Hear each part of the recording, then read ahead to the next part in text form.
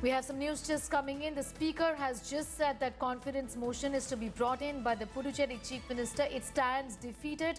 So the Puducherry government there is losing the trust vote. Interestingly, this was scheduled for 5 p.m. The floor test essentially, but the Speaker has just announced that the confidence motion brought in by the Chief Minister V. Narayanasamy stands defeated. My colleague Pramod is getting us more details on that. Pramod, in effect, the government of Puducherry is falling because they were on a wafer-thin majority, and that too went out of their hands. This is defeat of the confidence motion, essentially, isn't it?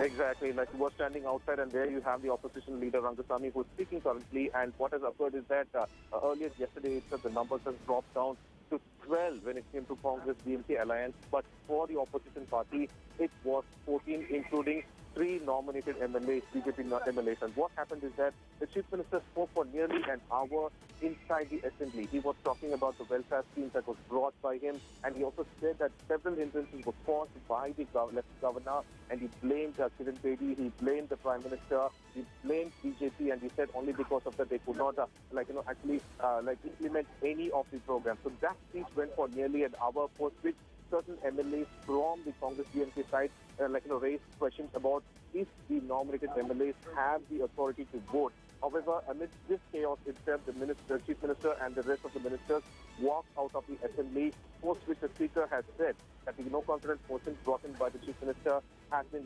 defeated. And there you have the opposition leader, N. Rangasamy. He's also giving us the same explanation over here, stating that the no-confidence motion has been defeated. Now, the next question would be, what is going to happen? We have probably 1 or 2 weeks for the election date to be announced. Will Rangasamy go ahead and take claim of the government is the next question that's being asked currently. Yes, the options really before the governor right now is exactly what, Pramod, given the fact that the government has lost the trust vote essentially. So what are the options that the governor would be exploring then?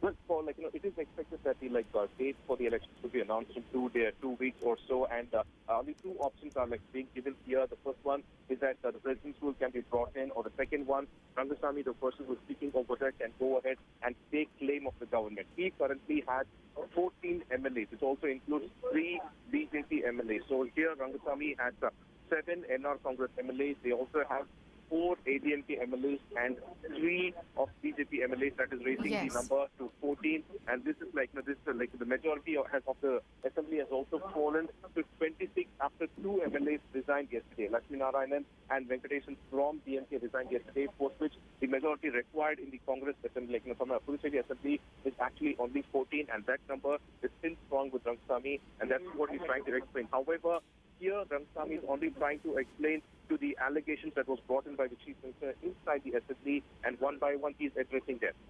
Yes, apart from that, this was expected given the fact, Pramod, that 3 of the MLAs, of course, owe their allegiance to the Bharatiya Janata Party, isn't it?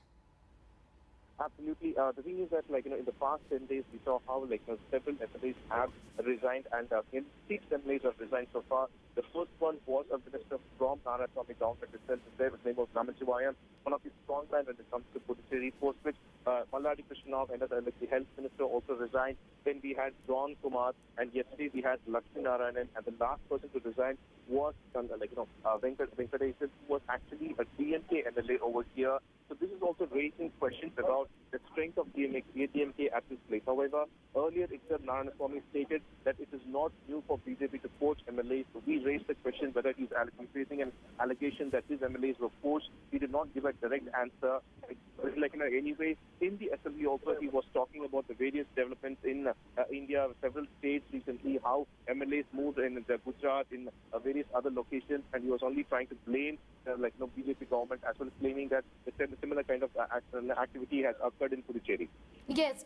Pramod, in all of this, the role of the 3 MLAs nominated obviously has come under the scanner, obviously, like I just said, because they owe their allegiance to the BJP, and this matter had been examined by the court as well. The very nomination was questioned right from the very beginning, isn't it?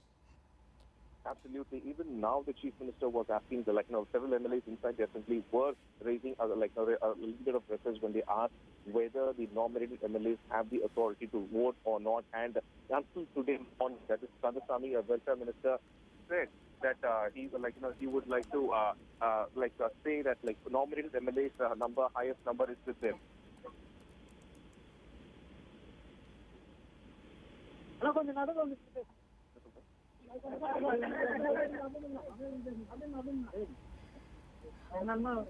Okay, we'll just go back to Pramod in a bit from now, but Pramod is getting us a big story from Puducherry where V. Narayanasamy Congress government is falling after Narayanasamy, the Chief Minister, lost the trust vote in Assembly. This was, though, expected.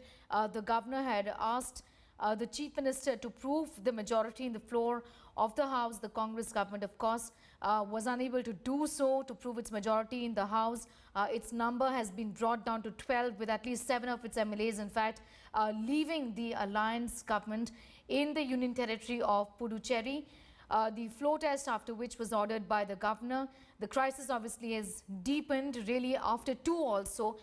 Its MLAs, in fact, left the alliance yesterday. One was from the DMK, the other one was from the Congress party. These are back-to-back resignations by Congress and DMK MLAs from the Union Territory of Puducherry, where Chief Minister Narayanasamy has lost the trust vote and the government, the Congress government of V. Narayanasamy, has fallen in the Union Territory of Puducherry.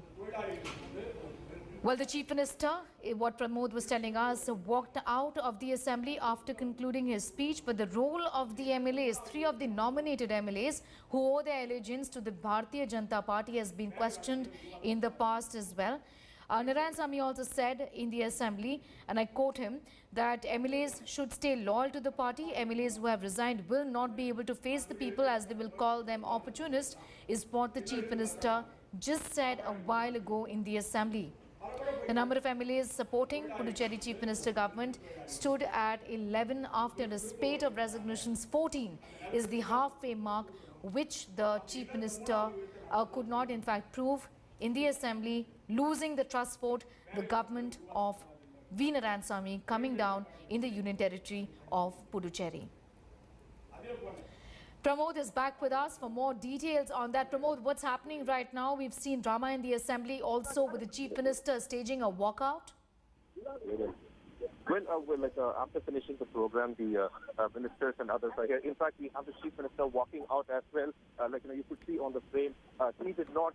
He just walked away after finishing his speech for 1 hour. And there you have the CM. He earlier did not mention anything. Like you said, he was talking for 1 hour, and post which he has walked out.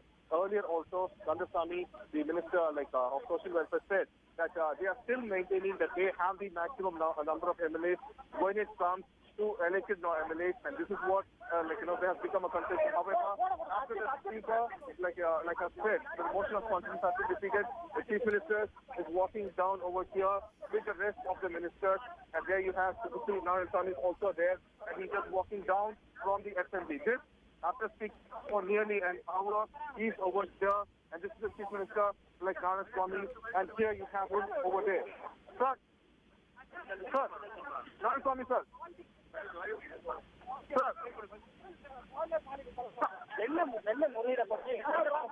are you going to meet with the governor?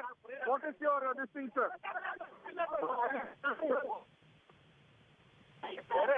Narayanasamy, sir.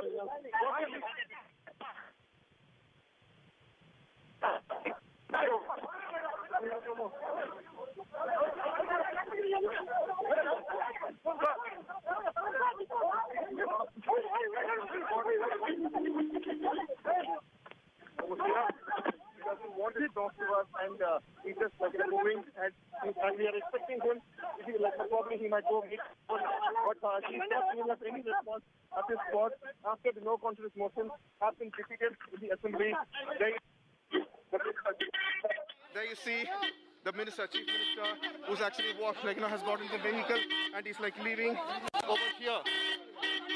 Sir, Narayanasamy, sir. Sir, have you resigned? Narayanasamy, sir.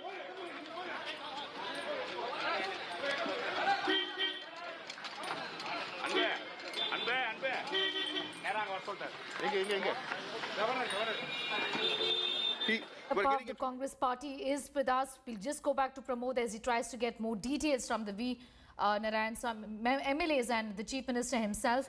Brijesh Kalappa, Your reaction to the government of Puducherry, the Congress government falling, it's a huge setback for your party. No, I don't think it's a setback to the party. I think you'll have to look at it in perspective that the BJP has been trying to chip away and buy MLAs for a long time. And this is the effect of that. So if today the government has lost its majority, then the people are watching who are the creators of government. That is the people who are the creators of governments. And therefore, if they see that this kind of a rape of democracy is taking place in open sight, then certainly they're going to react.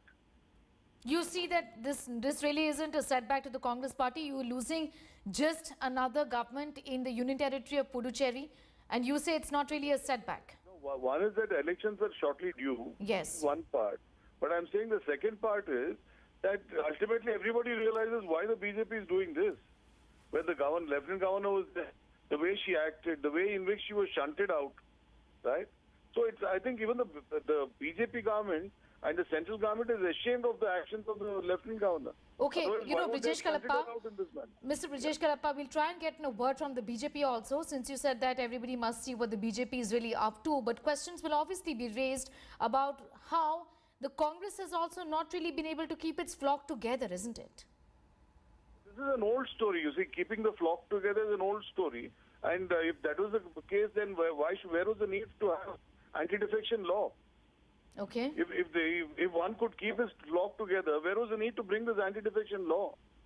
You would have said, no, then keep your flock together, don't bring an anti-defection law. Where was the need for the BJP to strengthen that law?